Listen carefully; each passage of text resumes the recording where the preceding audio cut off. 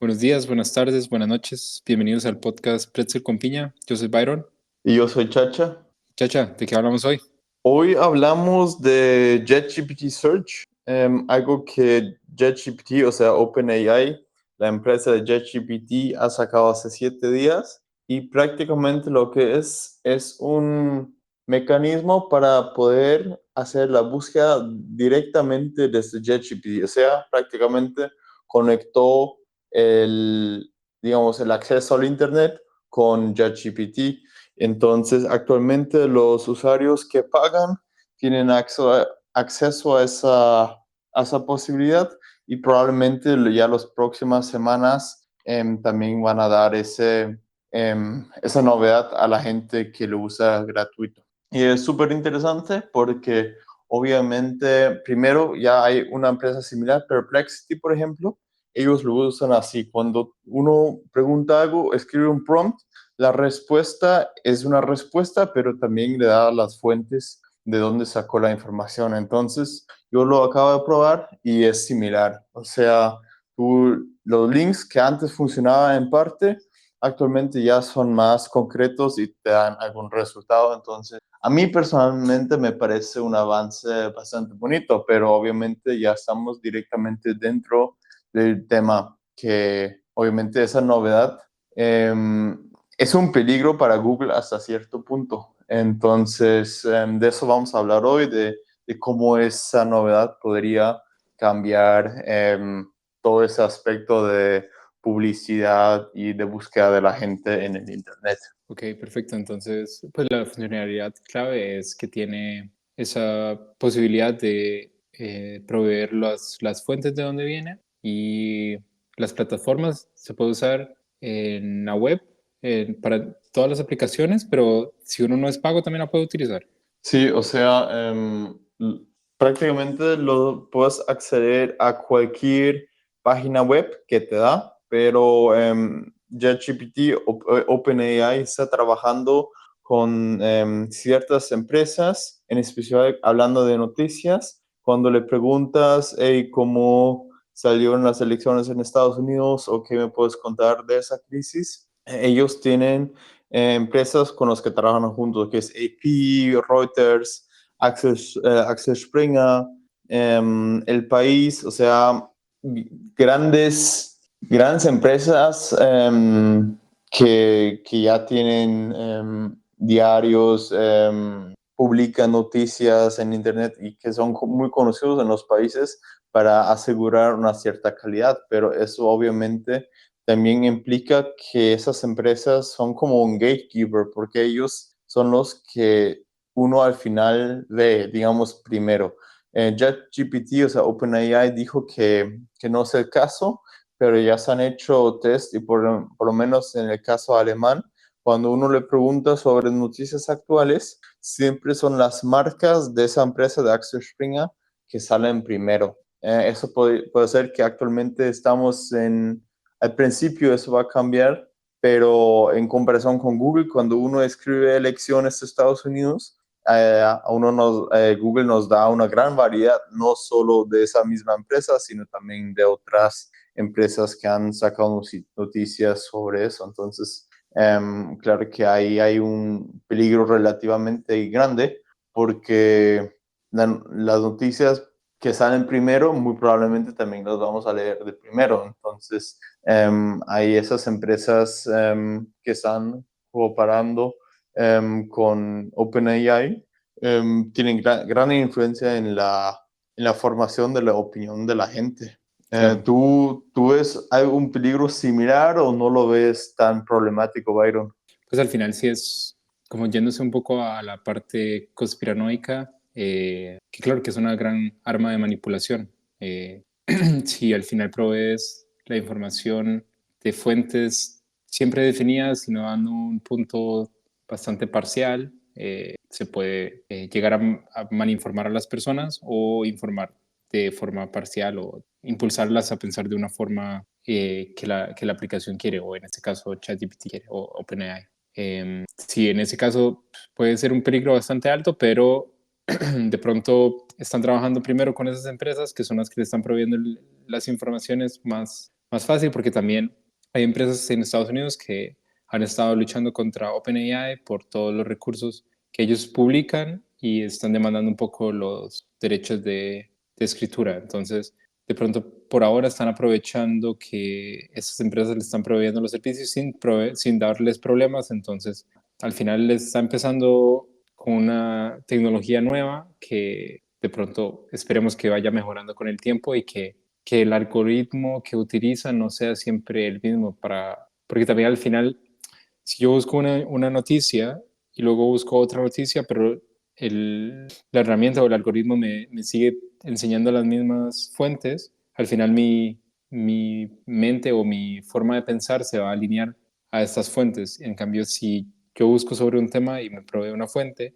luego busco sobre otro tema y me provee otras fuentes, al final voy a tener diferentes fuentes de información que me pueden ayudar a enriquecer a diferentes puntos de vista y al final ayudarme a crear un punto de vista propio basado en diferentes fuentes y no solamente en una que puede ser peligroso. Pero sí, al final estoy viendo que también tienen una extensión para Chrome. ¿Sabes cómo funciona?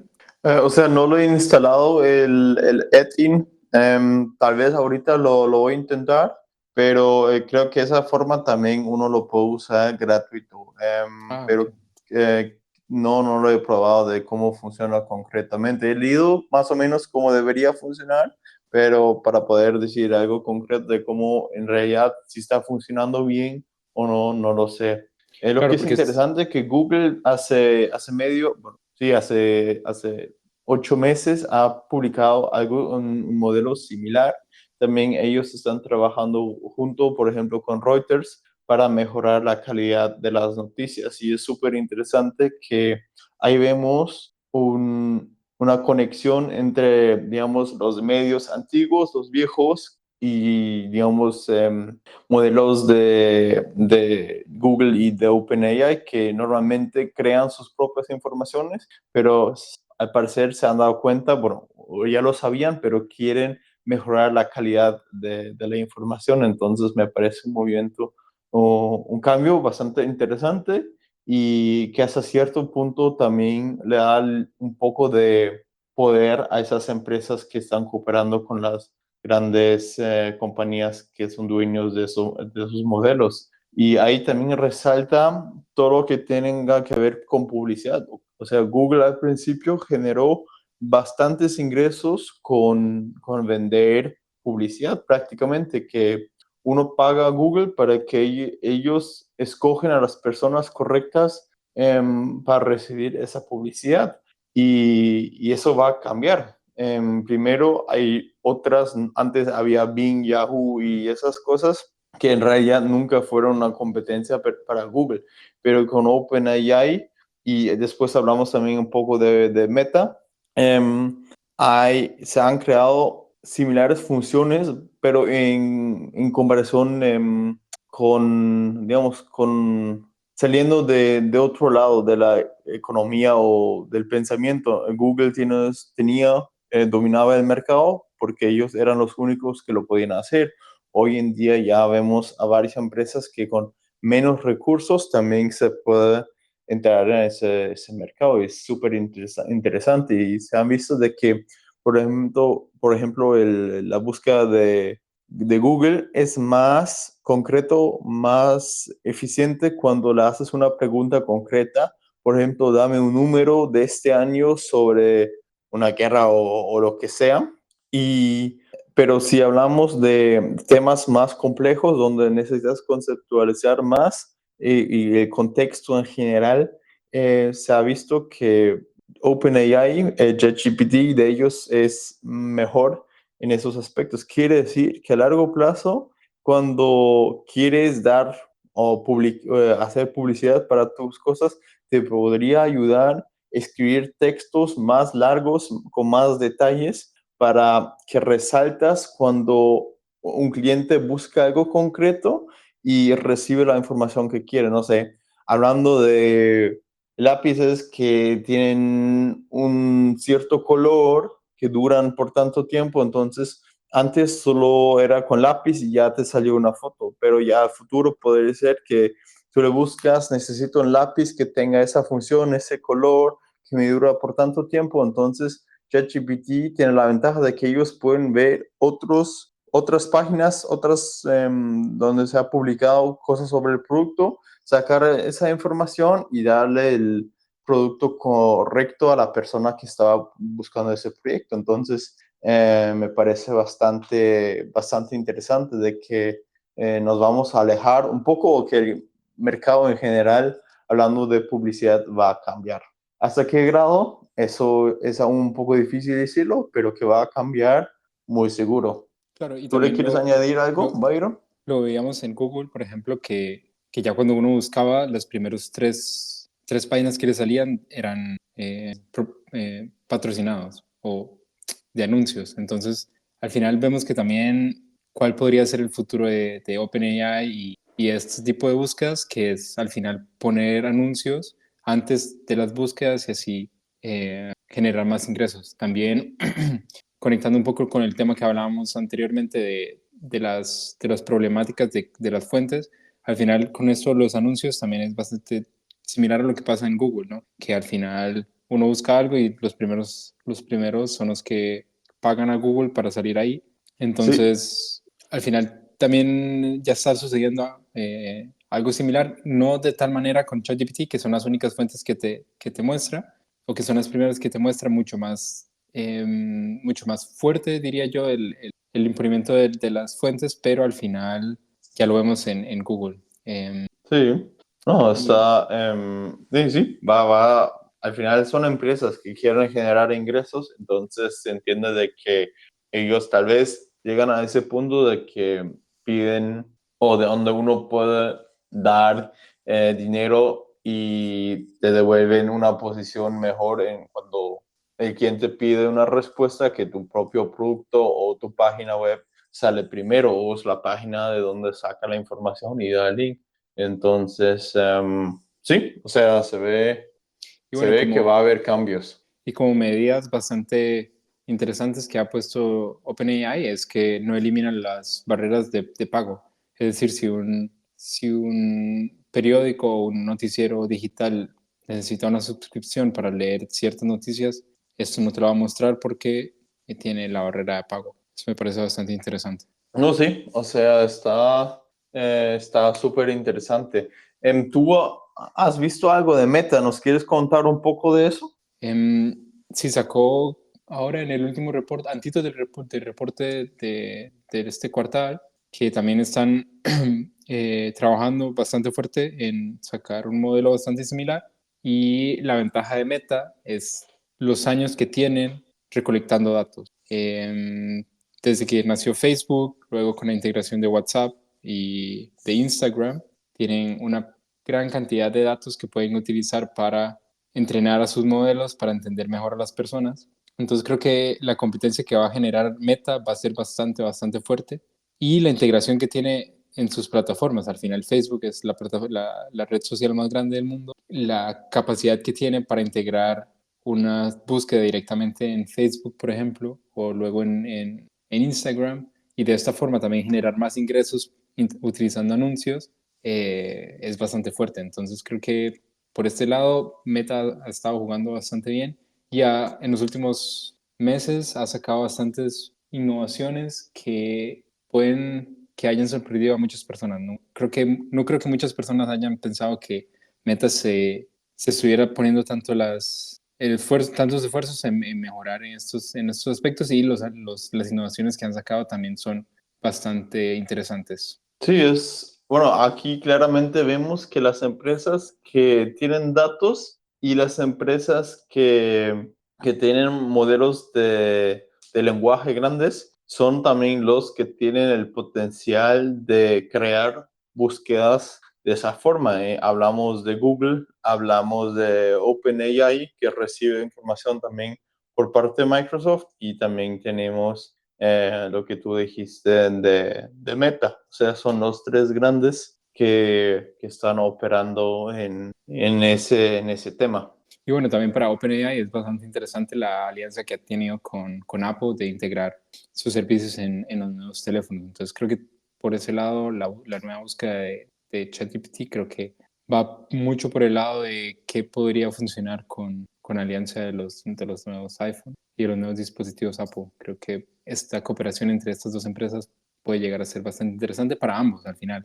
Al final ambos son los que van a salir ganando. Sí, es súper interesante que OpenAI también trabaja junto con Bing, o sea, con el buscador de Microsoft. Entonces, aquí vemos que Microsoft y Apple están prácticamente usando la misma función de la misma empresa. Y es interesante tener en cuenta que en algún momento esas dos, bueno, siguen siendo empresas que compiten, pero que ya se están acercando un poco más, por lo menos, en ese tema. Y se nota el poder de ChatGPT, que es una empresa relativamente, de OpenAI, una empresa relativamente joven y que ya tiene tanta relevancia en ese mercado. Claro, Y y creo que hablando de eso, vamos a sacar otra segunda noticia que nos salió cuando estábamos buscando información sobre ese tema súper interesante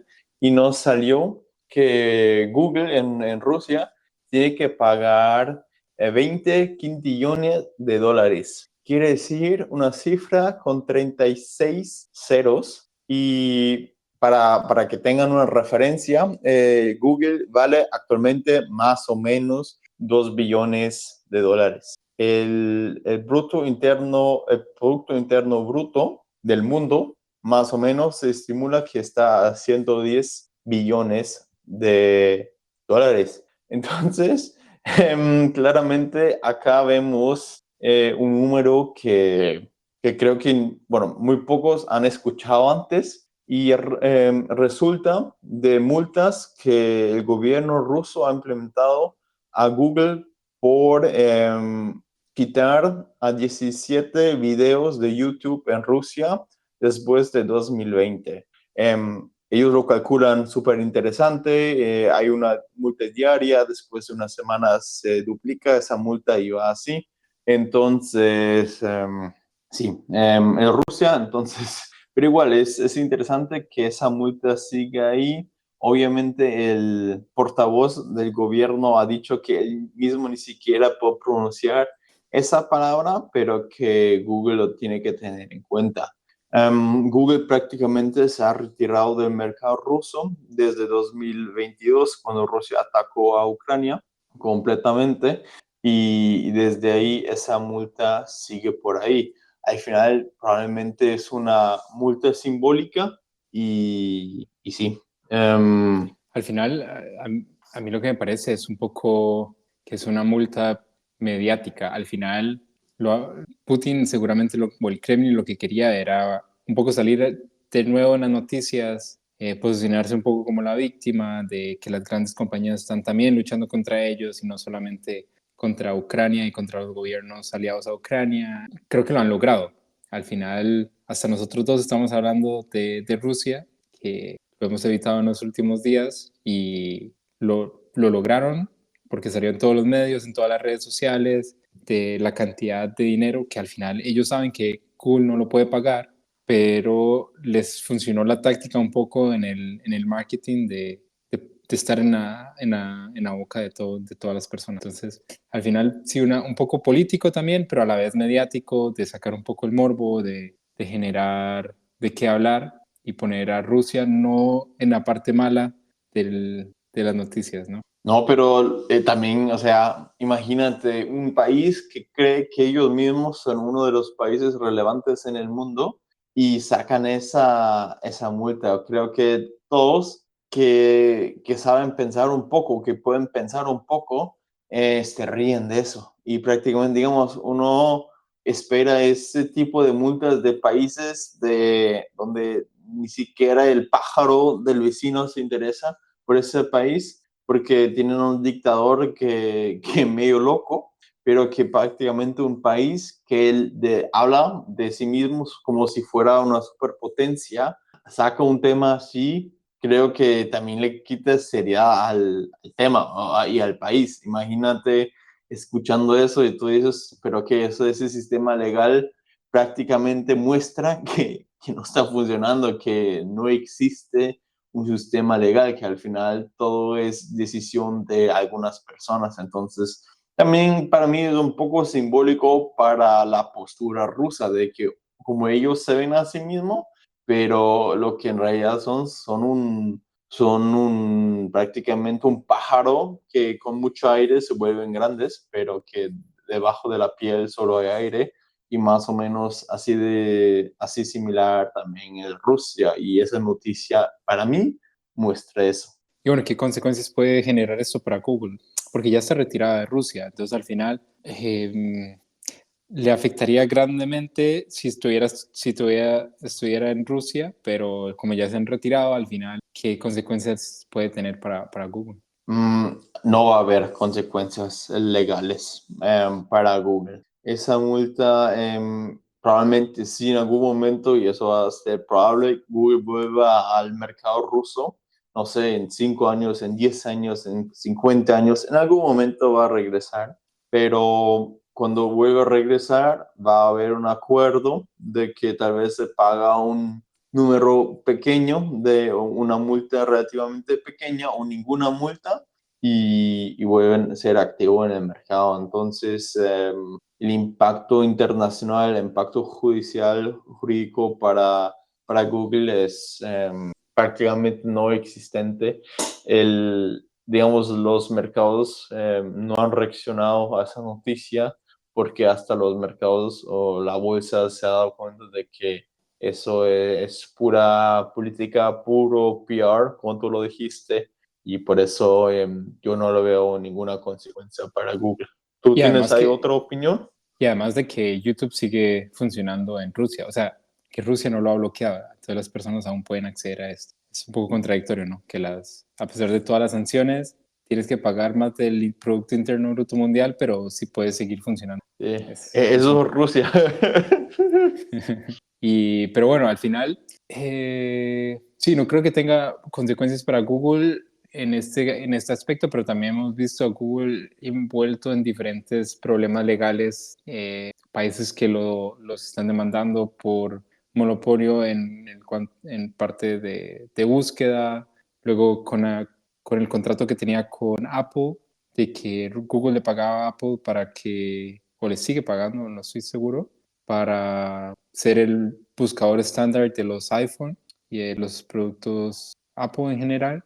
Entonces al final le ha tocado buen trabajo a los abogados de Google en los últimos meses, ¿no? Que al final Sí, siempre o tienen sea, mucho sí, sí, o trabajo, sea, pero también la Unión Europea, entre otros, tienen sus leyes, intentan implementarlos, y Google, igual que Amazon o Apple o Microsoft, son una empresa que regular, casi no diariamente, pero muchas veces son perseguidos por la Comisión Europea o por otros órganos, no solo europeos, también estadounidenses, de India, etcétera, y creo que eso es algo normal hasta cierto punto, digamos, el monopolio, o en parte casi sí, hasta se puede decir, hablar de un monopolio en algunos aspectos, en algunos temas, es algo que no favorece al mercado, lógicamente, y al final tampoco al cliente.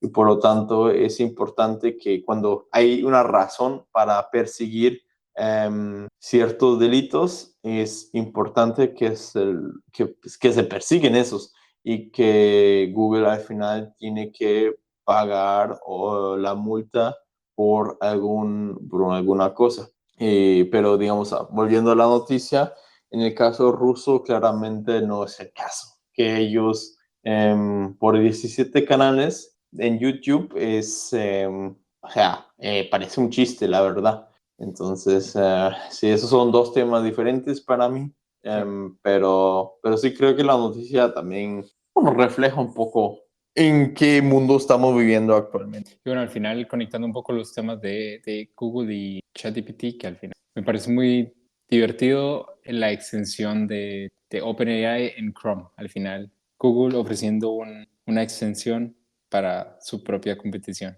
Pero bueno, un dato interesante y divertido que valía la pena rescatar. ¿Tienes algo que añadir? ¿Futuro para OpenAI? ¿Cómo lo ves?